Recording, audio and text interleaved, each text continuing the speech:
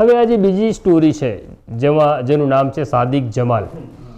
સાદિક જમાલ એ ગુજરાતનો રહેવાસી છે. આ જે સમીર ખાન છે પણ ગુજરાતી હતો, એ અમદાવાદના જમાલપુર વિસ્તારમાં રહેતો હતો. આ સાદિક જમાલ જે છે એ મૂળ ભાવનગરનો રહેવાસી. એનું સાચું નામ છે સાદિક મેત્તર. અને એ પૈસા કમાવા માટે જેમ ઘણા બધા જાય છે વિદેશમાં, એવી રીતના દુબઈ એ પૈસા કમાવા ગયેલો છોકરો હતો, ભાવનગરનો હતો. અને પોલીસની થિયરી એવી છે કે સાદિક જમાલ દુબઈ ગયો હતો અને દુબઈથી પછી જે 2002ના તોફાનો થયા એના કારણે એને બહુ ખરાબ લાગ્યું, એટલે આતંકવાદી સંગઠનો સાથે એને હાથ મિલાવ્યા. એ પાછો આવ્યો અને પાછો આવીને એ નરેન્દ્ર મોદીને મારવા જતો હતો, બદલો લેવો હતો એને 2002નો.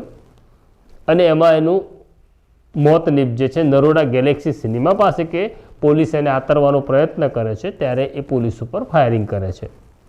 મારે તમને બંનેને કહેવું છે કે આ સ્ટોરી પણ બહુ ગળે ઉતરી એવી નહોતી, કાગળ ઉપર સાબિત ન થઈ.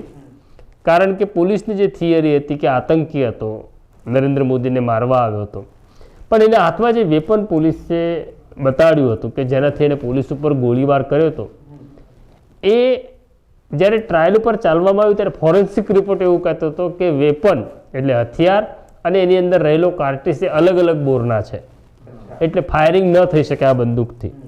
તો જો એણે ફાયરિંગ જ નથી કર્યું તો પછી પોલીસે કેમ ગોળીબાર કર્યો? એવા ઘણા બધા પ્રશ્નો તપાસમાં ખુલ્યા હતા. બીજું, આને તમે આતંકવાદી કહો છો.